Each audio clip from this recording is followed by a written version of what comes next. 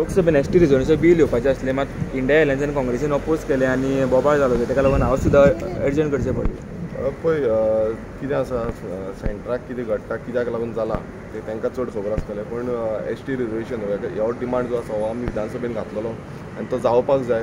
पूण आमचो प्रत्येक वेळा डिमांडान जावं बाकीचे जे प्रोटेस्ट वचून केल्ले आसा, सो हो डिमांड जो आसा सेंटरांतल्यान करून हाडपाक जाय आनी सरकारान हो डिमांड जो रिजर्वेशनाचो फुलफील करपाक जाय, हें म्हाका तरी दिसता. आरजी आमी प्रत्येक वेळा जेन्ना एसटी रिजर्वेशनाचो इश्यू येयल्लो आसा, प्रत्येक वेळा आमी सपोर्ट केल्लो.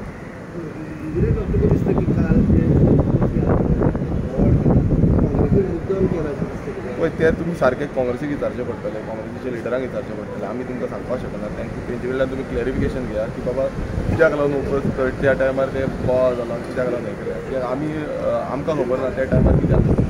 सीएम म्हणटा की माटोळी सारके पळय माटोळी सारकें बजेट म्हणटा पळय, आतां दोंगरूच काबार जाता. माटोळी खंयच्यान हाडटले? माटोळीक जे सामान हाडटा आमी, जे माटोळीक लायता ते दोंगरा वयल्यान हाडटा. तुमी मातशें सीएमाक विचारपाचें की दोंगर सोंपता, माटोळीचें सामान खंयच्यान लायतले? तूं म्हणटा बजेट, माटोळी जे आसा त्या भशेन बजेट म्हणटा, सो बजेटूय सोंपतलें समज दोंगर सोंपता जाल्यार. ते मातशें विचारपाचें म्हाका दिसता. प्रेस भावांनी सगळ्यांनी विचारपाक जाय.